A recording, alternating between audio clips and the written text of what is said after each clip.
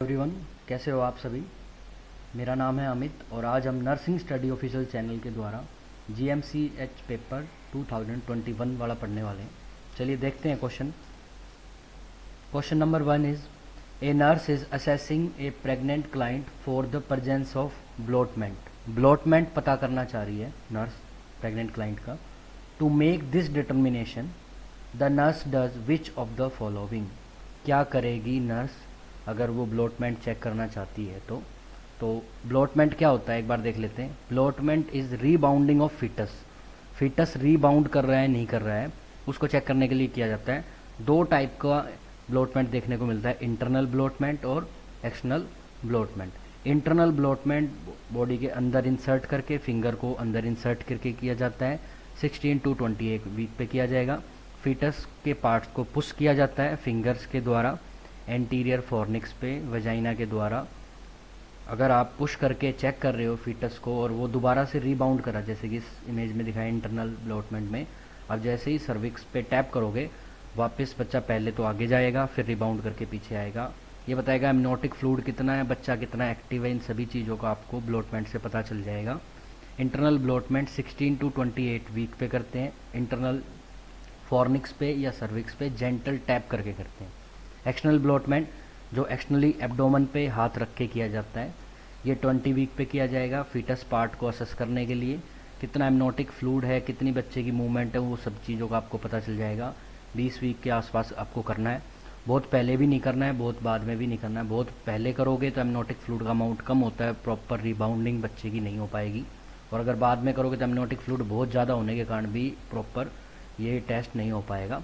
इसलिए आपको 20 वीक के आसपास करना है एक्सटर्नल ब्लोटमेंट, जिसमें एक हाथ को रखना पड़ेगा एक साइड में, उससे आपको पुश करोगे और दूसरे हाथ से आप उसको असेस करोगे कि रिबाउंड बच्चा कर रहा है नहीं कर रहा। इसको बोलते हैं एक्सटर्नल ब्लोटमेंट। अब देखते हैं हमारा क्वेश्चन क्या है। हमारा क्वेश्चन है कि ब्लोटमेंट चेक करने के लिए आप इसको चेक कैसे करोगे। तो ballottement auscultation for foetal heart sound होता है। ब्लोटमेंट से आप फीटल हर्ट साउंड पता कर सकते हैं, नहीं करते, ठीक है। दूसरा, assess the cervix for compressibility, ये भी नहीं करते, सर्विक्स कंप्रेसिबल है नहीं है, कंप्रेसिबल है या नहीं, उसको भी चेक नहीं करते। तीसरा, palpate the abdomen for fetal movement. Fetal movement के लिए पाल्पेट नहीं किया जाता, एब्डोमन को एब्डोमन पे पुश किया जाता है, ठीक है। ये थोड़ा सा पढ़ने में लगेगा कि आंसर ये हो सकता है, लेकिन आप थोड़ा सा इसे ध्यान से पढ़ोगे तो पता चलेगा। पाल्पेट नहीं करना है यहाँ पे, पाल्पेट ना करके पुश करना होगा, जिससे बच्चा रिबाउंड करेगा, बैक करेगा, और दूसरा जो हाथ है, अदर जो हैंड है, उससे आप असेस करोगे। पाल्पेट करना नहीं होता। Last, initial a gentle upward tap to the cervix, हाँ ये करना होता है। ये इंटरनल ब्लोटमेंट की बात हो रही है, जेंटल टैप आपको करना पड़ेगा फिंगर से, ठीक है। आंसर ब्लोटमेंट के लिए यही होगा। और यही क्वेश्चन जो है वो आप एनक्लेक्स अगर बुक करते हो तो वहाँ भी आपको देखने को मिलेगा। फिलहाल GMCH 2021 में भी ये पेपर में आया है, आगे भी 2022 में ये एग्ज़ाम में, आगे भी किसी भी एग्ज़ाम में ये आ सकता है, तो आपको ये आना चाहिए। चलिए नेक्स्ट क्वेश्चन है, during which week does the fetal heart begin pumping its own blood, ठीक है। कितने वीक पे जो है हार्ट पंप करना स्टार्ट कर देता। तो अलग अलग जगह अलग अलग इसका रिकॉर्ड था। ज़्यादातर बच्चों, कोई बोल रहा है 4 वीक पे हो रहा है, कोई बोल रहा है 5 वीक पे हो रहा है। अगर आप इंटरनल स्टडी करोगे बिल्कुल ध्यान से, डीपली स्टडी के बाद हमें पता चला 3rd वीक के आसपास आपको हीटल स्टार्ट टू बिगिन हो जाता है, ठीक है। और ये 22 डेज़ के आसपास आपको देखने को मिलता है, ठीक है, स्टार्ट हो जाता है हार्ट पंप करना, ठीक है। राइट आंसर है ये। Next question, which of the following is a best to relieve constipation during pregnancy. आप सभी को पता है जैसे जैसे बच्चे का साइज बढ़ता है वैसे वैसे इंटेस्टाइन पे कंप्रेशन के कारण फीमेल को कॉन्स्टिपेशन की प्रॉब्लम होती है। ये कोई अब नॉर्मल चीज़ नहीं है, एक फिजियोलॉजिकल प्रॉब्लम है। कोई दवाइयाँ वगैरह बहुत ज़्यादा आपको प्रिकॉशन की ज़रूरत नहीं होती, ठीक है, धीरे धीरे अपने आप ठीक हो जाएगा। क्या करना पड़ेगा उसके लिए, a lying flat on back while sleeping, सोते टाइम फ्लैट लेट के सोना होगा, तो उससे तो कोई फ़र्क नहीं पड़ेगा, ठीक है। वैसे भी प्रेगनेंसी के दौरान अगर एडवांस प्रेगनेंसी होती है ना, सेकंड ट्राइमेस्टर, थर्ड ट्राइमेस्टर में, तो लाइंग फ्लैट तो वैसे भी कॉन्ट्रा इंडिकेटेड होता है। आपको सुपाइन पोजीशन में नहीं लेटना होता है, क्योंकि सुपाइन वेना कैवा सिंड्रोम हो जाता है, ठीक है, तो वो तो वैसे भी अवॉइड करना होगा। दूसरा, increase the intake of vegetables and fruit, हाँ ये कर सकते हो, इससे डाइजेशन अच्छा होगा, ईजिली पेरिस्टाल्सिस मूवमेंट होगी और फूड जो आगे की तरफ जाएगा और कॉन्स्टिपेशन की प्रॉब्लम कम होगी। तो ये कर सकते हो आप। राइट आंसर हमारा यही है। रिडक्शन कुछ भी नहीं करना, आयरन इंटेक का रिडक्शन नहीं करना, बाय हाफ नहीं करना कुछ भी। Taking a mild over the counter drugs, laxative भी यूज़ नहीं करनी है आपको, ठीक है। तो सबसे बेस्ट जो है फिजियोलॉजिकल है, इसलिए बेस्ट मेथड पूछा है उन्होंने। बेस्ट मेथड आपके हिसाब से, बेस्ट मेथड के हिसाब से राइट आंसर होगा B. Next question, what could be the expected date of delivery for the women who get last menstrual cycle is 20 April 2018। ठीक है भाई, EDD expected date of delivery से क्वेश्चन है और इसमें last day of menstrual cycle दी हुई है। वैसे ये जो लास्ट मेंस्ट्रुअल साइकिल दी उसका फर्स्ट डे दिया हुआ है 20 अप्रैल। तो देखो इसका एक फिक्स फॉर्मूला है, बार बार ये क्वेश्चन एग्जाम में आता है, फ्यूचर में आपको किसी भी एग्जाम में क्वेश्चन देखने को मिल सकता है और ये तो याद ही होना चाहिए। अगर आप किसी भी नर्सिंग ऑफिसर एग्जाम के लिए प्रिपेयर कर रहे हो तो आपको EDD expected date of delivery आनी चाहिए। और अगर नेगेल्स रूल के अकॉर्डिंग बात करूँ तो नेगेल्स रूल बोलता है अगर 28 डेज़ की साइकिल है तभी नेगेल्स रूल फॉलो होगा। अगर वो लिखेगा यहाँ पे कि 30 डेज़ की मेंस्ट्रुअल साइकिल आ रही है, 32 डेज़ की है, वो डेज़ को कम या ज़्यादा करेगा 28 डेज से, तो फिर आंसर अलग होगा। फिलहाल अगर नॉर्मल कुछ नहीं देता है ऐसा ये बताओ तो ये नेगेल्स रूल के अकॉर्डिंग निकालना पड़ेगा आपको। इसके लिए first day of last menstrual period जो कि दिया हुआ 20 अप्रैल 2018, इसमें पहले 7 डेज ऐड करने तो ये आएगा 27, 20 में 20 जोड़ोगे 27 अप्रैल है, और फिर वहाँ से 9 मंथ ऐड कर दोगे, उसमें 9 मंथ ऐड करोगे तो 27 अप्रैल से 9 मंथ होंगे 27 जनवरी। लेकिन याद रखना जब जनवरी की बात होगी तो नेक्स्ट ईयर हो जाएगा 2018। हालांकि इसमें तो ऑप्शन नहीं है लेकिन एग्जामिनर कभी कभी ऐसी चीज़ें दे देता है आपको कंफ्यूज करने के लिए, और वो फर्स्ट ऑप्शन ही रखेगा ऐसा 27 जनवरी 2018 और आप इसी पे टिक करोगे क्योंकि आप आंसर में ईयर ध्यान नहीं दोगे। ईयर का भी ध्यान रखना है इस चीज़ में और राइट आंसर रहेगा हमारा 27 जन 2019, है ना। लीप ईयर का भी ध्यान रखना होता है, हालांकि लीप ईयर में कन्फ्यूजन नहीं होता, जैसे सिंपल क्वेश्चन दे रहा है एग्जामिनर तो आप आराम से निकाल सकते हो, लेकिन लीप ईयर में कभी कभी वो क्वेश्चन के आंसर को चेंज करता है। हालांकि ऐसा यहाँ कुछ नहीं है, अगर वो करेगा तो फिर आपको इस चीज़ पे भी ध्यान रखना पड़ेगा, एक दिन कम या ज़्यादा हो जाएगा। Next question, a positive over the counter pregnancy test is consider as positive over the counter pregnancy. ठीक है, तो इसका जो राइट आंसर है वो है presumptive sign of pregnancy जो होते हैं उन्हीं को आप positive over the counter pregnancy test भी बोलते हैं। ठीक है, next question, while receiving blood transfusion the patient develop chills and headache. ठीक है, वैसे ब्लड ट्रांसफ्यूजन करने के बाद 15 मिनट तक नर्स असेस करती है पेशेंट को, अगर उसको कोई प्रॉब्लम होती है तो उसके अकॉर्डिंग फिर जो भी इंटरवेंशन करनी होगी। अगर पेशेंट को चिल्स, हेडेक, टैकीकार्डिया, स्वेटिंग ये सारी प्रॉब्लम है, इसका मतलब क्या हुआ है, पेशेंट में ट्रांसफ्यूजनल रिएक्शन स्टार्ट हो चुकी है, एलर्जिक रिएक्शन स्टार्ट हो गई है। इसके लिए अगर ऐसा हो तो सबसे पहले आपको ब्लड ट्रांसफ्यूजन को स्टॉप करना है, वहाँ पे एनएस, उसी से एनएस ओपन वेन जो फ्लो है वो एनएस का चलाना होगा और उसके बाद डॉक्टर को नोटिफाई करना होगा। ये भी आंसर हो सकता है, लेकिन इससे ज़्यादा ज़रूरी उसने पूछा इनिशियल एक्शन, उससे पहले क्या करोगे। इनिशियल एक्शन की बात हो रही है, एनक्लेक्स टाइप का क्वेश्चन है।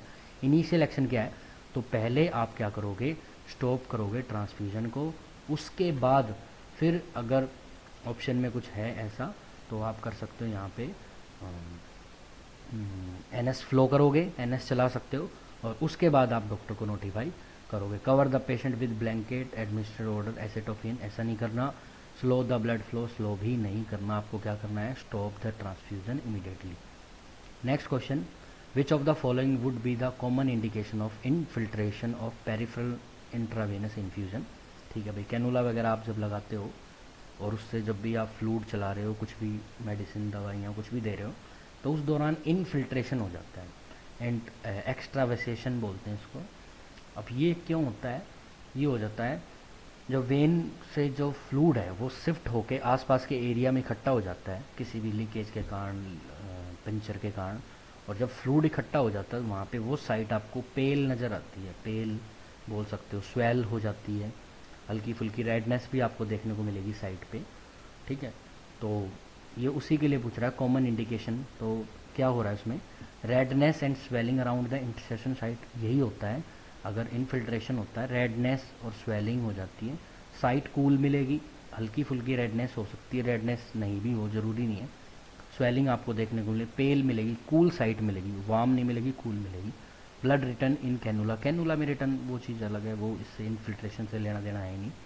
Difficulty regulating the flow with gravity, तो फ्लो नहीं बन रहा प्रॉपर, वो नहीं है, मेनली इनफिल्ट्रेशन है, वो तो ब्लॉकेज के कारण भी हो सकता है। और cool side distal to the insertion side, बच्चे कंफ्यूज हो रहे हैं इस पॉइंट में कि ये आंसर क्यों नहीं है। देखो थोड़ा सा एग्जामिनर ने लिखने में थोड़ा सा चेंज कर दिया, cool skin distal to the insertion side, जहाँ इंसर्शन हो रहा है उसके दूर की जगह कूल हो रही है, दूर की जगह नहीं, जिस साइड पे इंसर्शन है उसके आसपास के एरिया में, इंसर्शन साइट पे, डिस्टल नहीं, इंसर्शन साइट पे स्वेलिंग और कूलनेस आपको देखने को मिलेगी। इसलिए राइट आंसर ए है, डी नहीं है। बच्चे डी लगा रहे हैं इसको, तो इस चीज़ का ध्यान रखना है।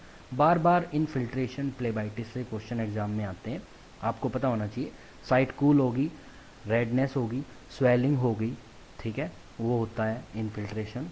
और साइट पे रेडनेस वार्म मिलेगी, ठीक है, और वो आपको होता है प्लेबाइटिस। दोनों आपको याद रखने हैं, प्लेबाइट की साइड वार्म मिलेगी, थोड़ी गर्म होगी, ठीक है, स्वेलिंग होगी, वहाँ पे रेडनेस होगी, यहाँ पे लिटिल बिट रेडनेस हो सकती है, रेडनेस ना भी हो, में भी ज़रूरी नहीं है, सिर्फ स्वेलिंग देखने को मिलेगी। और पेल पेल मिलेगी या कूल साइट मिलेगी, ठीक है, वहाँ पे वार्म साइट मिलेगी। दोनों याद रखने हैं आपको, प्लेबाइटिस भी ये भी, दोनों एग्जाम में बार बार आते हैं। एक छोटा सा क्वेश्चन एग्जाम में, किसी न किसी एग्जाम में, मैंने ज़्यादातर एग्जाम्स में इसी क्वेश्चन को देखा। नॉर्मल रेस्पिरेटरी रिदम और डेप्थ आप सबको पता है, यूपनिया बोलते हैं इसको, ठीक है, मैंने सारी टर्म लिख दी, यूपनिया, नॉर्मल रेस्पिरेटरी रिदम और depth. Apnoea cessation of respiration, bradypnoea decrease respiratory rate, tachypnoea increase respiratory rate, dyspnoea difficulty in breathing, tachycardia increase heart rate, bradycardia decrease heart rate, है ना। तो ये बहुत सारी चीज़ें। Next question, during which war during which war did the United States ask for Florence Nightingale assistance in setting up military hospital? तो Florence Nightingale, ठीक है भाई, नर्सिंग के फादर तो नहीं, नर्सिंग की मदर मान लो, मदर ऑफ नर्सिंग है, जिसने नर्सिंग की शुरुआत की, केयर देनी स्टार्ट की। और इसने सबसे पहले सीरिमन बे वार हुआ था, जो लड़ाई हुई थी, उस लड़ाई में जो सोल्जर्स थे, जो इंजर्ड सोल्जर थे, उनकी हेल्प की थी, उनको केयर दी थी। वो भी नाइट में लैंप लेके आती साथ में, और आके अपने घर से नाइट में आना, लैंप को लेके आना साथ में, और उसके बाद उन मरीजों की केयर करना, ये किया था फ्लोरेंस नाइटिंगेल ने, ठीक है। लेडी विद द लैंप बोलते हैं इसको, पायनियर ऑफ नर्सिंग भी बोलते हैं। इसका जन्म 12 मई 1820 में हुआ था, फ्लोरेंस इटली में इनका जन्म हुआ था। दूसरी बात, इनकी जो मृत्यु है, डेड है, वो 13 अगस्त 1910 में हुई थी, लंदन यूके में हुआ था। ये आपको याद रखना है, सीरिमन वार के अंदर हुआ था, वर्ल्ड वार 1, 2 नहीं, सिविल वार नहीं, सीरिमन वार, ठीक है। तो राइट आंसर है ए। नेक्स्ट क्वेश्चन, ये फोटो है उनकी, ठीक है। Next, the step of nursing process include the system collection of all subjective and objective data about the client. आपका आंसर तो इसी से आ जाएगा कि सब्जेक्टिव और ऑब्जेक्टिव डेटा कलेक्ट होता है फर्स्ट स्टेप में। असेसमेंट भी ऐसी फर्स्ट स्टेप है जिसमें आप डेटा को कलेक्ट करते हो, बाद में प्लान कर रहे हो, जो भी करते हो वो बाद के स्टेप से। सबसे पहले जो डेटा का कलेक्शन है पेशेंट के आधार पे, पेशेंट की कंडीशन के आधार पे, स्पिरिचुअल हो चाहे फिजिकल हो चाहे साइकोलॉजिकल हो, उन सभी डेटा को कलेक्ट करना, ये असेसमेंट नर्सिंग प्रोसेस के फर्स्ट स्टेप का है। नेक्स्ट क्वेश्चन देखो, CPR तो बहुत ही इंपॉर्टेंट है, आपको पढ़ना पड़ेगा, 100% क्वेश्चन आए, 2-3 क्वेश्चन, 3 क्वेश्चन है शायद इस एग्जाम में। इसके आगे भी फ्यूचर में जो भी एग्ज़ाम होंगे, GMCH का फ्यूचर में कोई एग्ज़ाम होगा, वहाँ भी आपको इसका क्वेश्चन देखने को मिलेगा। ध्यान से पढ़ना क्वेश्चन को। When administering single rescuer adult CPR, ठीक है भाई, एक बचाने वाला है, CPR दे रहे हो, ब्रीथिंग टू कंप्रेशन रेशो क्या होगा, ठीक है। तो इसके लिए मैं आपको पूरा ही पढ़ा देता हूँ, फ्यूचर में इससे रिलेटेड कोई भी क्वेश्चन आए तो आपका कभी गलत नहीं होगा। देखिए, कंप्रेशन जो वेंटिलेशन रेशियो है वो सिंगल और डबल रेस्क्यूअर के लिए अडल्ट और चिल्ड्रन में सेम ही है, 30:2 चलेगा, 30:2, ठीक है। दोबारा सुनो, एडल्ट के अंदर और चिल्ड्रन के अंदर जिनकी उम्र 1 साल से प्यूबर्टी और प्यूबर्टी से अडल्ट तक है, उनके अंदर 30:2 ही चलेगा। हर 30 कंप्रेशन पे 2 बार रेस्पिरेशन देना पड़ेगा, चाहे सिंगल रेस्क्योर हो या डबल रेस्क्योर हो। लेकिन इन्फेंट बच्चों के अंदर जिनकी उम्र 1 साल से कम है, उनमें अगर सिंगल है तो 30:2 चलेगा, और अगर डबल है तो 15:2। 2 रेस्क्योर बचाने वाले 2 हैं तो एक रेस्पिरेशन करेगा, एक चेस्ट कंप्रेशन करेगा, तो यहाँ 15:2 में काम आपका चल जाएगा। एक जना है तो फिर वो धीरे धीरे करेगा, तो 30:2 में इसका काम चलेगा। धीरे धीरे नहीं, मतलब एक ही बंदा करेगा तो फिर उसमें 30:2 चलेगा। कंप्रेशन के कुछ देर के बाद करेगा रेस्पिरेशन, ठीक है। तो इसके आधार पे आंसर हमारा 30:2 आएगा। पूछा गया ब्रीथ टू कंप्रेशन, है ना, ये भी ध्यान रखना, ब्रीथ टू कंप्रेशन या कंप्रेशन टू ब्रीथ, वो दोनों लिख सकता है, तो ध्यान रखना। ब्रीथ पहले देखना, तो 2 रेस्क्योर तो सिंगल हो चाहे डबल हो 2 रखोगे, तो 2 ब्रीथ और 30, 230 आंसर होएगा फर्स्ट, ठीक है। इसके अलावा कंप्रेशन रेट 100 to 120 रहेगी हर एक के केस में। Compression depth at least 2 inch in adult, up to 2 inch in children, और up to 1.5 inch in infant. Next question, a doctor order Zofran ondansetron SCL 8 mg PO per oral TID, ठीक है। 8 mg medicine दे रहा है, doctor ने order किया है। The pharmacy send A 100 ml बोतल, ठीक है, लेबल 4 mg पर टीस्पून, ठीक है, जिस पे लिखा हुआ है 4 mg पर टीस्पून। देखो एक ही क्वेश्चन में, ये यूनिट कन्वर्जन का क्वेश्चन है, और ज़्यादातर एग्जाम्स में यूनिट कन्वर्जन के क्वेश्चन आपको देखने को मिलेंगे ही मिलेंगे। फिलहाल इसमें 2 चीज़ों का आपको याद रखना पड़ेगा। एक तो टीस्पून पता होना चाहिए, तो आपको याद रखना है 1 टीस्पून के अंदर 5 ml होता है, तो 4 mg में 5 ml मेडिसिन आपके पास अवेलेबल है 100 ml की बोतल में, ठीक है। How many ml should be given for each dose, ठीक है, हर डोज के लिए कितना देना पड़ेगा आपको। टोटल 8 mg डोज देनी है। ये क्वेश्चन वैसा ईजी है, लेकिन अदर क्वेश्चन में आपको थोड़ा दिमाग लगाना पड़ेगा, कैलकुलेशन से ही आंसर आएगा। 8 mg आपको डोज देनी है। फिलहाल आपके पास अवेलेबल है 4 mg इन 1 टीस्पून, तो आपके पास अवेलेबल है 4 mg in 1 teaspoon. It means 4 mg in 5 ml, क्योंकि टीस्पून 5 ml की होती है, तो आपके पास 4 mg में 5 ml है। आपसे पूछा गया 8 mg में कितना होगा, तो 5 से डबल कर दो, 4 का डबल है, ये भी 5 का डबल कर दो 10, तो 10 ml आपको मेडिसिन देनी पड़ेगी। तो 10 ml is a right answer. सोच समझ के करना, वैसे तो ये तो इजी है, हो जाएगा, लेकिन अदर क्वेश्चन थोड़े इसके कन्फ्यूजिंग होते हैं, तो आपको ध्यान रखना है, अच्छी तरीके से करना है ताकि गलती ना हो। Next question, during an assessment of a patient abdomen A pulsating abdominal mass is noted bye the nurse, ठीक है। एब्डोमिनल मास नोट हो रहा है। इस क्वेश्चन में मिस्टेक क्या हो रही है पढ़ने में बच्चों की, जो ज़्यादातर मैंने नोट की है, वो ये पल्सेटिंग वर्ड यूज़ नहीं करते, ये वर्ड पढ़ना भूल जाते। पल्सेटिंग का मतलब पल्स फील हो रही है वहाँ पे, एब्डोमिनल मास पे पल्स फील हो रही है, इसका मतलब जो मास इकट्ठा है उसमें ब्लड है, ठीक है। और ऐसा ज़्यादातर आपको एब्डोमिनल एरोटिक जो एन्यूरिज्म है वहाँ देखने को मिलता है। इस केस में आगे की जो ब्लड सप्लाई है, एरोटा के बाद जो फीमोरल जो आर्टरीज आ रही हैं, उनमें ब्लड सप्लाई डिस्टर्ब होगी, क्योंकि सारी की सारी तो एरोटा के अंदर फैल गई, वहीं इकट्ठा हो रखा ब्लड, इसलिए आपको एब्डोमिनल मास फील हो रहा है, pulsating.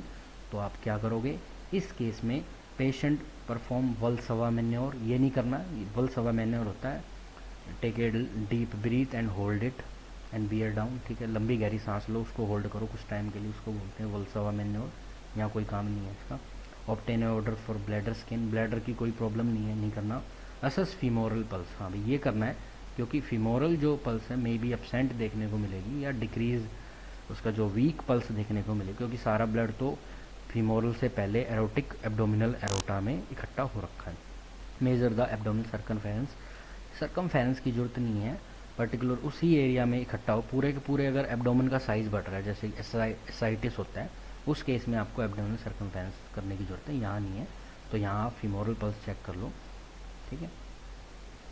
Next question, which of the following are the correct technique while checking the blood pressure of patient, ठीक है भाई, बीपी चेक करने के लिए इसमें मल्टीपल चूज क्वेश्चन भी आने लग गया भाई, select all of the apply, या मल्टीपल आंसर इसमें सही होने वाले हैं आपके।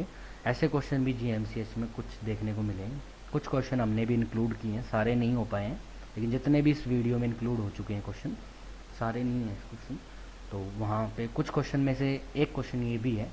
तो आप कैसे क्या क्या बातों का जाना है। Before the measure the patient must remain in sitting position for about 5 minute. ठीक है, बिल्कुल सही बात है। आपको पेशेंट को सिटिंग पोजीशन में बैठाना है। सिटिंग पोजीशन बेस्ट पोजीशन है बीपी चेक करने के लिए। दूसरी बात अबाउट 5 मिनट, बिल्कुल सही है।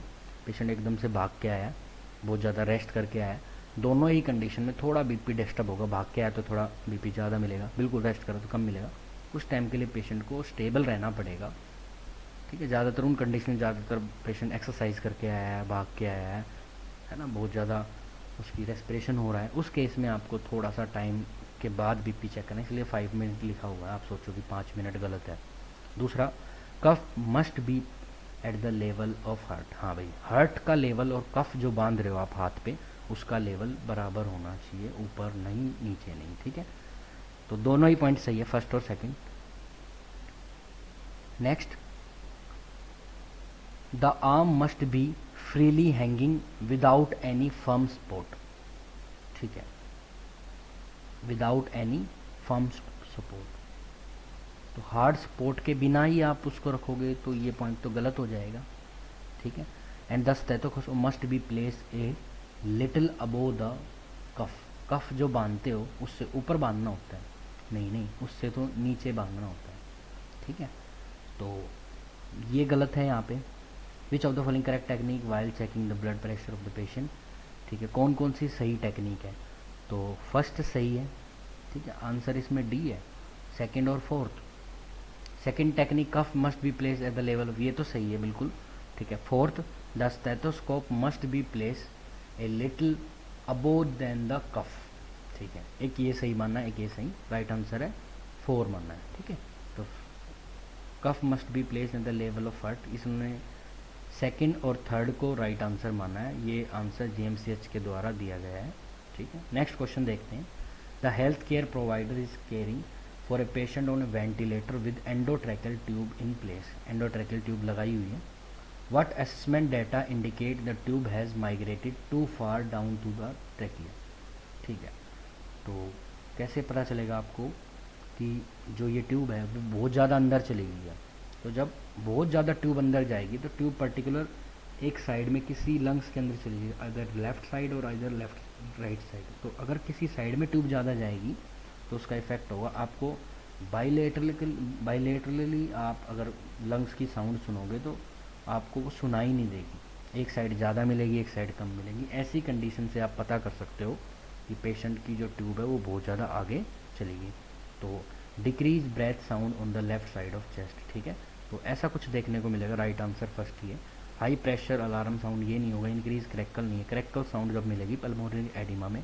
लो प्रेशर ना हाई होगा ना लो होगा ना इंक्रीज क्रैकल। राइट आंसर है decrease breath sound on the left side either right side according to condition. Correct formula for the person body mass index, बार बार पेपर में आया BMI। BMI का जो करेक्ट फॉर्मूला है वो है वेट डिवाइड कर दो हाइट इन मीटर स्क्वायर। तो height in metre square weight, right answer है B। नेक्स्ट क्वेश्चन है which action by the nurse is charge in essential when cleaning area around the Jackson Pratt wound drain. ठीक है, Jackson Pratt wound drain, Jackson Pratt ऐसा एक Jackson Pratt drainage के काम आता है। ये पर्टिकुलर किसी एरिया पे लगाया जाएगा, तो जिस एरिया पे लगाओगे वो राउंड वुंड होगा क्योंकि ट्यूब डली हुई है। तो जब भी आप किसी राउंड वुंड को क्लीन करते हो तो इसकी टेक्निक है, आप उसको क्लीन करोगे centre to periphery, centre to periphery in circular motion. ठीक है, सेंटर ये जैसे राउंड, यहाँ पे कोई दिक्कत है। ठीक है, तो आप इसको कैसे क्लीन है, centre to periphery in a circular motion. तो राइट आंसर रहेगा आपका B। ठीक है, next question. A patient is receive 3000 ml of 0.9% NaCl, मतलब NS की बात हो रही है। IV in 24 hour, the IV set deliver 15 drop per ml. The nurse should regulate the blood rate that the patient receive how many drop per minute। ठीक है भाई, ये फ्लो रेट का क्वेश्चन आ गया भाई और बहुत ही इंपॉर्टेंट है, बार बार एग्जाम में आता है। जब भी आप ऐसे ड्रॉप पर मिनट आपको निकालना हो तो इसका एक फिक्स फॉर्मूला, जितना भी वॉल्यूम है उसको मल्टीप्लाई करो ड्रॉप फैक्टर को और डिवाइड करो टाइम इन मिनट्स। ठीक है, तो आपको कितने टाइम में देना है 24 आवर में, तो इसको मिनट में कन्वर्ट करोगे तो मल्टीप्लाई कर दोगे 60 से। 3000 ml फ्लूड है, 15 ड्रॉप है, 15 drop is a drop factor, drop पर ml is a drop factor. ठीक है, तो ये तीनों बातों का ध्यान रख के आप इस फॉर्मूले में पुट करो, volume 3000 into 15 drop factor divide कर दो टाइम इन मिनट, तो 24 इंटू 60, इनको मल्टीप्लाई करो 1440 और ये आ गया 45,000 डिवाइड करोगे 31.25, ये आंसर होगा। इसके हिसाब से सी इज़ ए राइट आंसर। ठीक है, आप इन क्वेश्चंस की प्रैक्टिस करो बार बार, ऐसे क्वेश्चंस आपको बहुत सारे देखने को मिलेंगे, बहुत सारे एग्जाम्स में आपको आने चाहिए। Next question, you come upon N unconscious victim with A palpable pulse. ठीक है, आप पेशेंट के किसी अनकॉन्शियस पेशेंट के पर्सन के पास गए और उसकी पल्स आपको फील हो रही है, he does not appear to breathing, लेकिन ब्रीथिंग नहीं हो रही, तो आप और you are unable to deliver the first breath, आप और ब्रीथ करने की कोशिश कर रहे हो लेकिन हो नहीं रहा है, आप ब्रीथ कर नहीं पा रहे हो, दे नहीं पा रहे हो, what is your next step? Begin CPR, नहीं CPR देने की, चेस्ट कंप्रेशन की जरूरत नहीं है, repeat the head tilt and chin manure, हाँ ये करना पड़ेगा। पेशेंट का हो सकता है रेस्पिरेटरी ट्रैक ब्लॉक हो, इसलिए आप उसको ऐसी पोजीशन दोगे जिससे उसका रेस्पिरेटरी ट्रैक ओपन हो जाएगा, और हेड टिल्ट चिन लिफ्ट जो मैन्योर है, जो टेक्निक है वो करोगे, और उसके बाद अटैम्प्ट करोगे ब्रीथ अगेन। एब्डोमेन थ्रस्ट और हेलमेंथ मैन्योर ये टेक्निक नहीं यूज़ करते। एब्डोम ये जब रेस्पिरेटरी ट्रैक के अंदर कुछ चला जाता है उसको निकालने के लिए यूज़ करते हैं, 5 कंप्रेशन किए जाते हैं एब्डोमेन में नीचे, तो वो यूज़ नहीं करना, ये एब्डोमेन थ्रस्ट का है। ये जो थ्रस्ट मैन्योर टेक्निक है ये उन पेशेंट में की जाएगी, यही ब्रीदिंग देने से पहले उन पेशेंट में ट्रैक को ओपन करने के लिए की जाएगी जिनकी कोई नेक की इंजरी होती है, और ये जनरल वही टेक्निक है, हेड टिल्ट चिन लिफ्ट। हेड टिल्ट, हेड को नीचे करना, चिन को लिफ्ट करना, हेड टिल्ट का मतलब झुकाना, नीचे करना, चिन को लिफ्ट करना, ये टेक्निक आप यूज़ करते हो, उसको बोलते हैं हेड टिल्ट चिन लिफ्ट। ये उन पेशेंट में की जाएगी जहाँ नेक की, उन पर्सन में की नेक की कोई इंजरी नहीं है, जहाँ पे नेक की इंजरी बिना नेक को हिलाए, बिना गर्दन को हिलाए आप ट्रैक को ओपन करते हो, इसको उसको बोलते हैं चिन लिफ्ट, सॉरी जो थ्रस्ट मैन्योर। ठीक है, तो जो थ्रस्ट मैन्योर, हेड चिन लिफ्ट, और ये एब्डोमिन थ्रस्ट जिसका दूसरा नाम हेलमेंथ मैन्योर भी बोलते हैं। यहाँ आपको करना है B. Next, while doing the tracheal suctioning, ठीक है भाई, ट्रैकिया की सक्शनिंग कर रहे हो आप of the patient, the suction should be applied only when withdrawal the suction, only when insertion the suction catheter, either during insertion or withdrawal depending on the patient cough, only if the patient cough। ठीक है भाई, कब करोगे? तो आपको याद रखना है, आपको कफ बोला हूँ सॉरी, आपको सक्शनिंग करनी होती है जब आप कैथेटर को निकालते हो उस दौरान, और सक्शनिंग 5 से 10 सेकंड की होनी चाहिए, 10 सेकंड से ज़्यादा सक्शनिंग नहीं होनी चाहिए। अगर आप लंबे टाइम के लिए सक्शनिंग करोगे, सारे क्वेश्चन इंपॉर्टेंट है जितने लिखे हुए हैं, अगर आप लंबे टाइम के लिए सक्शनिंग करोगे तो कंटिन्यूइंग सक्शनिंग में cause hypoxia and cardiac arrest, paper में आया हुआ क्वेश्चन है वही याद रखना। अगर आप लंबे टाइम के लिए सक्शनिंग करोगे, रेड कलर से दिखा देते हैं हम इसको, तो ये क्या कोज करेगा, ये हाइपोक्सिया और कार्डियक अरेस्ट कर देगा, सारी की सारी ऑक्सीजन खींच लेगा, और लंबे टाइम के लिए ऑक्सीजन अगर हार्ट के पास, ब्रेन के पास नहीं पहुँचेगी तो कार्डियक अरेस्ट हो जाएगा। लॉन्ग टाइम की सक्शनिंग अगर करोगे तो रेस्पिरेटरी कंटेंट को बाहर निकाल रहे हो, रेस्पिरेटरी कंटेंट में बेसिकली एसिड है, और ज़्यादा एसिड अगर बॉडी से बाहर निकल जाएगा तो एल्कलोसिस होगा, मेटाबॉलिक एल्कलोसिस हो जाएगा।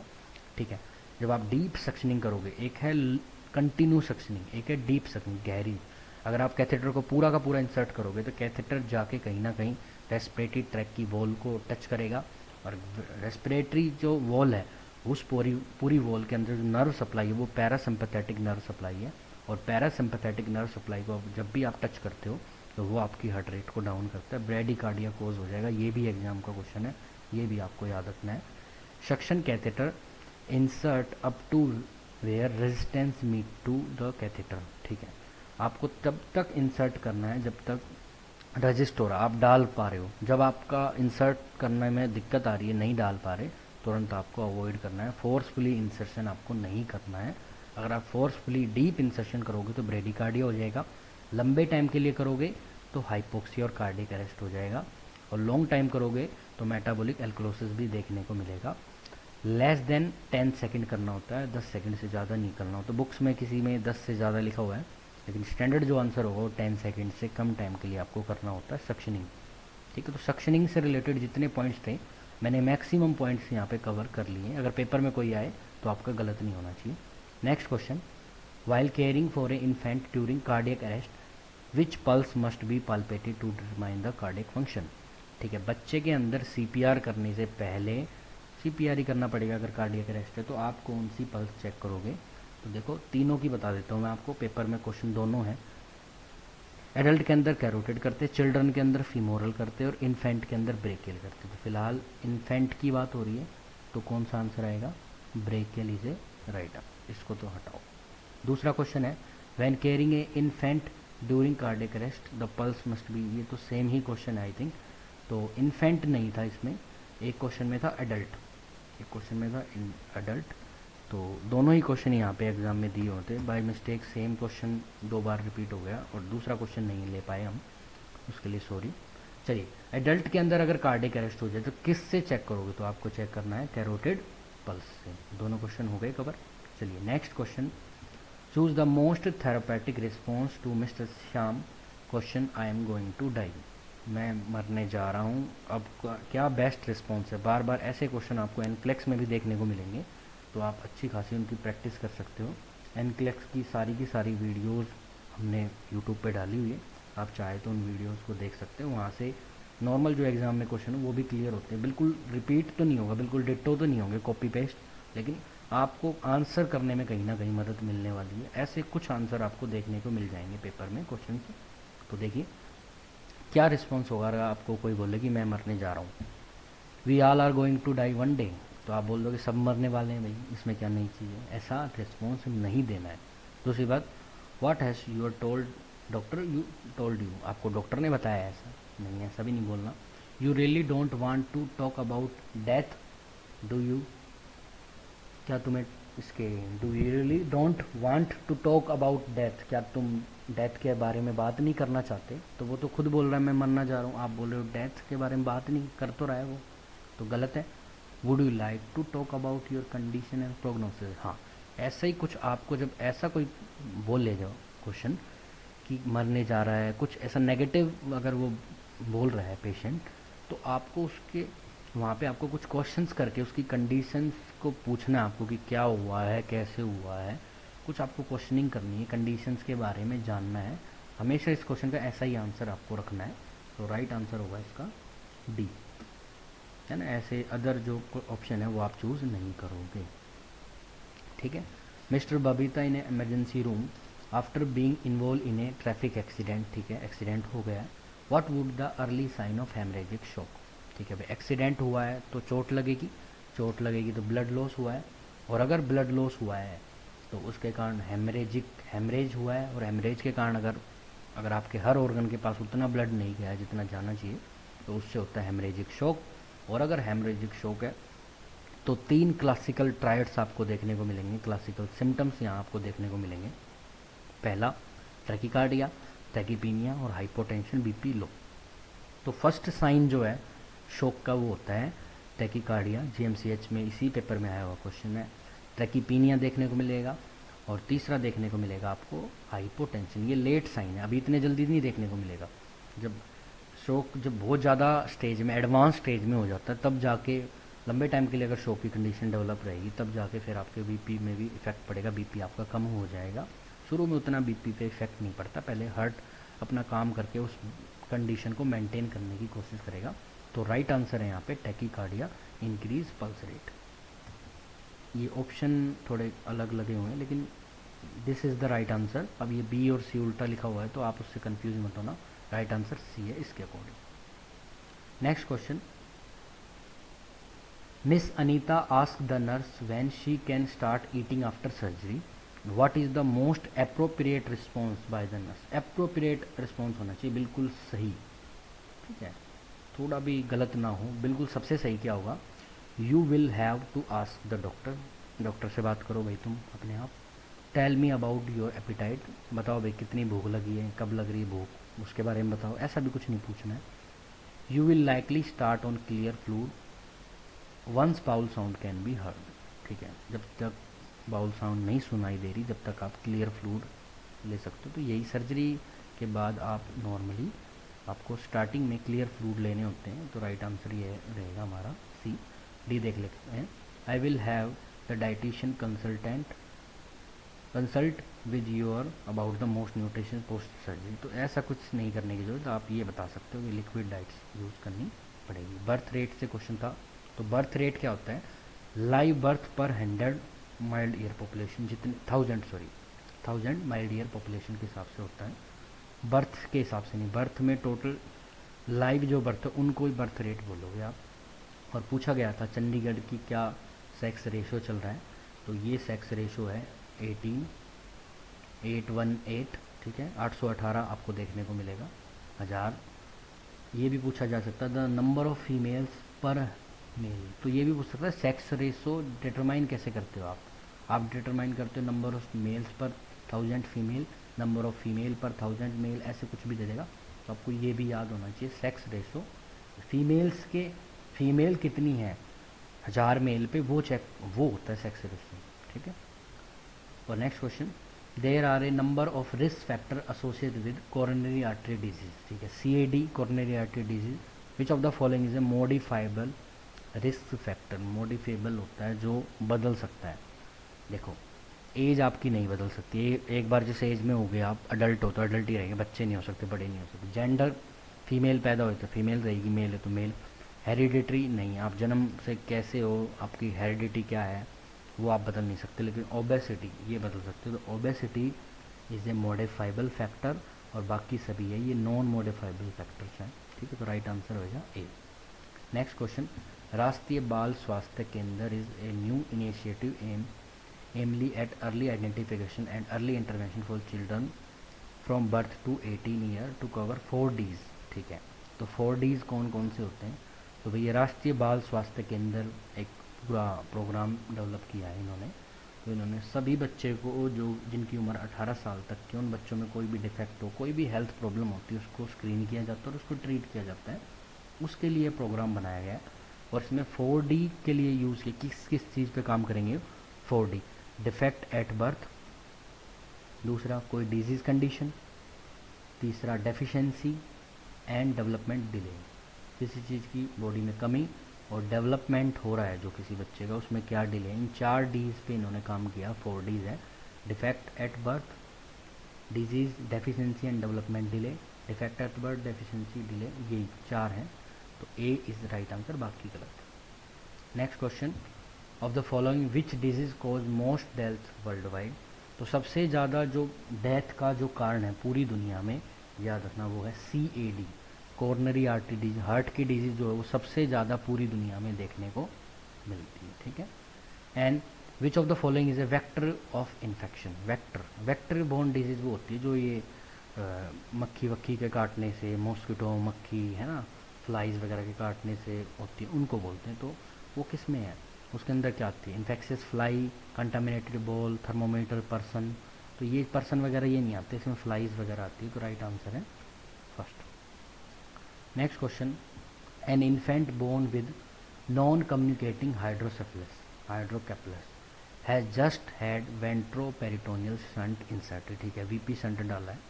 इन addition to neuromuscular assessment what measure should the nurse use in child care plan, ठीक है, क्या चीज़ को आप सबसे ज़्यादा प्रेफर करोगे? Reinforce wet dressing every 2 hour, every 2 hour करने की जरूरत नहीं है, 1 या 2 दिन के बाद करनी होती है according to condition. Position the infant and operative side, नहीं भी ऑपरेटिव साइड में नहीं लिटाना होता, नॉन ऑपरेटिव साइड में लिटाना होता है। Place the infant in semi Fowler, ऐसा फिक्स नहीं कि सेमी फाउलर है, आप सुपाइन भी दे सकते हो, फाउलर भी दे सकते हो, semi Fowler according to patient condition, है ना, उसका ICP कितना है उस आधार पे होता है। और measure the head and abdominal circle, हाँ ये जरूर चेक करना होता है भाई कि हेड का साइज अगर बढ़ रहा है तो इसका मतलब आपने जो शंट डाला वो पूरी तरीके से सही नहीं डाला है, और एब्डोमिन सर्कमफेरेंस बढ़ रहा है वो एक अच्छा इंडिकेटर है, बहुत ज़्यादा नहीं बढ़ना चाहिए, कि इसका मतलब है कि भाई असेसमेंट प्रॉपर हो रहा है, लीकेज नहीं है, कोई दिक्कत नहीं है। एब्डोमिन सर्कमफेरेंस भी बहुत ज़्यादा नहीं बढ़ना चाहिए, बढ़ रहा है तो इसका मतलब कुछ ज़्यादा सिक्रेशन हो रहा है, और जो बच्चे के ब्रेन से जो फ्लूइड है वो ज़्यादा इकट्ठा हो रहा है, तो वो दोनों ही मेजरमेंट प्रॉपर होने चाहिए, ठीक है। तो ये राइट आंसर रहेगा हमारा डी।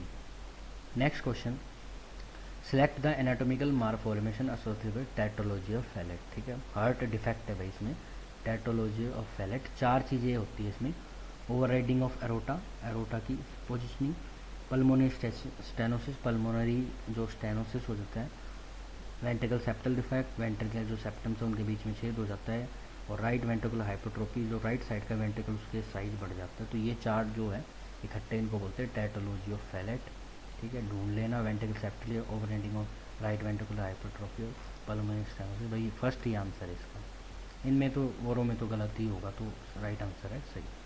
ये आर्टिकल सेप्टल डिफेक्ट हटाओ, इसमें लेफ्ट वेंट्रिकल हाइपरट्रोफी ये गलत होगा, आर्टिकल सेप्टल डिफेक्ट ये गलत हो, राइट आंसर है first. Which of the following condition related to development of renal calculi, तो रीनल कैलकुलाई अगर होता है, रीनल स्टोन अगर हो जाता है, तो बेसिकली उसके अंदर किसी न किसी कैल्शियम की, मिनरल्स की, यूरिक एसिड की, इनका लेवल इंक्रीज हो जाता है।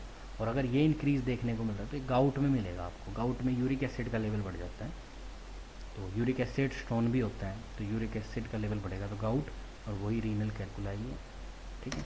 इंडोमेथासिन यहाँ ड्रग ऑफ चॉइस रहने वाली है, गाउट की ड्रग ऑफ चॉइस इंडोमेथासिन, ठीक है। नेक्स्ट क्वेश्चन है, select the cranial nerve pair with its name correctly, किस नर्व का नेम करेक्ट है। तो 12th cranial nerve is a hypoglossal nerve, तो हम एक एक करके देख लेते हैं सबको। यस, 12 ही हाइपोग्लोसल होती है, तो राइट आंसर फर्स्ट ही है। चलिए याद होना चाहिए, क्रेनियल नर्व बहुत ही इंपॉर्टेंट याद होना। 5th cranial nerve auditory, fifth होती है trigeminal. 2nd cranial nerve is olfactory, second होती है optic. 10th cranial nerve is trigeminal, नहीं, 10th क्रेनियल नर्व होती है वेगस नर्व, तो सारे गलत है, बाकी A is A right answer. Next question, a 4-year-old female child suffer severe burn in house fire, how will you examine the extent of her burn, ठीक है भाई। तो बर्न को चेक करने के लिए कौन सा फॉर्मूला यूज होता है, तो बर्न को चेक करने के लिए रूल ऑफ 10, रूल ऑफ 10 नहीं, रूल ऑफ 9 होता है, लुन एंड ब्राउअर मेथड, बॉकलैंड फॉर्मूला, तो ये है लुन एंड ब्राउअर मेथड आएगा, ठीक है। पार्कलैंड फॉर्मूला, रूल ऑफ 9 होता है, 10 नहीं होता भाई, 10 रूल तो अलग है, ठीक है। तो लुन एंड ब्राउअर चार्ट जो है वो काम करने के काम में आएगा, सीवियर बर्न को चेक। पार्कलैंड फॉर्मूला फ्लूइड के चेकिंग के लिए होता है, हार्टबर्न कोई फॉर्मूला नहीं होता, रूल ऑफ 10 भी नहीं होता, रूल ऑफ 9 होता है। तो Lun and Browder method chart जो है वो काम आएगा बर्न को चेक करने के लिए, ठीक है। Next question, a female client who has just been diagnosed with hepatitis, how could I got this disease, what is the nurse best response. तो भाई किसके कारण विटामिन ए बोल रहा हूँ, सॉरी, हेपेटाइटिस ए फैला है। Hepatitis A oral faecal route से फैलता है, बी और सी ब्लड वाले से फैलता है, सी ब्लड ट्रांसफ्यूजन के कारण भी फैलता है, डी ओरल फीकल रूट, और ई ब्लड एंड ब्लड प्रोडक्ट। तो बेसिकली ए का जो मेन रूट है वो क्या है, ओरल फीकल रूट, खाने पीने की कंटामिनेटेड फूड और उनके कारण फैलेगा। तो you have eaten contaminated restaurant food, हाँ भाई इसके कारण फैलेगा, और आंसर नहीं होंगे, आईवी नहीं होगा, ब्लड ट्रांसफ्यूजन नहीं होगा, अनप्रोटेक्टिव सेक्स नहीं होगा, तो राइट आंसर होगा हमारा ए।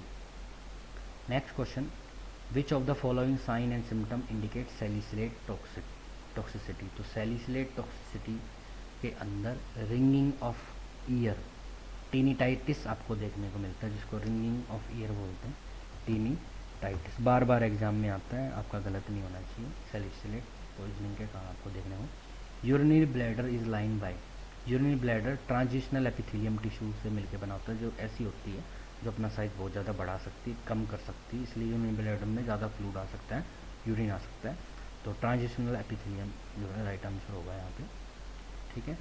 N emergency room, nurse is assessing 22-year-old mail who is being opioids का यूज़ किया उसने, what symptom indicate the client has overdose होने के लिए क्या है, तो भाई मॉर्फिन सल्फेट, ओपियोइड एनाल्जेसिक्स के अंदर आती है, मॉर्फिन सल्फेट, नारकोटिक एनाल्जेसिक्स, ऐसी ड्रग्स जो आपके ब्रेन को हैंग कर देती है, सेंट्रल नर्वस सिस्टम पे इफेक्ट करती है, और यहाँ पे आपको पिन पॉइंट प्यूपिल्स देखने को मिलेगा अगर ये बहुत ज़्यादा बढ़ गया, रेस्पिरेशन डिप्रेशन देखने को मिलेगा, ठीक है। Miosis, out of of its sedation होगा, रेस्पिरेटरी डिप्रेशन होगा, हाइपोटेंशन होगा, कॉन्स्टिपेशन होगा, नोजिया, उल्टी, ये सारे फीचर्स आपको देखने को मिलेंगे ओवरडोज के कारण। तो पेपर में बार बार इसका कोई ना कोई क्वेश्चन देखने को मिलता है। ओपियोइड्स एनाल्जेसिक, जिसको आप मॉर्फिन सल्फेट इसका एग्जांपल है। ओपियोइड एनाल्जेसिक का जो एंटीडोट है वो है नैलेक्सोन। पहला क्वेश्चन एम्स 2019 में आया था, आगे भी फ्यूचर में किसी एग्जाम में आ सकता है। जीएमसीएच में भी मॉर्फिन का क्वेश्चन आ गया, ओपियोइड्स का क्वेश्चन आ गया। ड्रग ऑफ चॉइस है एमआई, मायोकार्डियम इंफ्रैक्शन। और अगर ओपियोइड्स एनाल्जेसिस की या मॉर्फिन्स की अगर इनका अमाउंट बहुत ज़्यादा ओवरडोज हो गई तो पेशेंट में ये सारे फीचर्स देखने को मिलेंगे, जिसमें रेस्पिरेटरी डिप्रेशन, मायोसिस मतलब pin point pupil, pneumonia, hypotension, infrequency, nausea, vomiting, ये सारे फीचर्स है। तो आप इनमें से ढूंढ के निकाल लेना। तो constricted प्यूपिल and hypotension first is A right answer, और कोई ऑप्शन में सेट नहीं बैठेगा। ठीक है, तो राइट आंसर है फर्स्ट। ठीक है, ये थी हमारी आज की वीडियो। अगर आपको अच्छा लगा हो, यहाँ तक अगर आपने देखी हो तो थैंक यू वेरी मच। और जो भी आपका नेक्स्ट एग्ज़ाम उसके बेस्ट ऑफ लक। आप नर्सिंग किसी भी एग्ज़ाम में फ्यूचर में सेलेक्ट हो, यही मैं कामना करूँगा। ठीक, अगर आपको हमारी ये वीडियो अच्छी लगी तो हमारे चैनल को लाइक करें, शेयर करें, सब्सक्राइब करें। ठीक है, थैंक यू वेरी मच।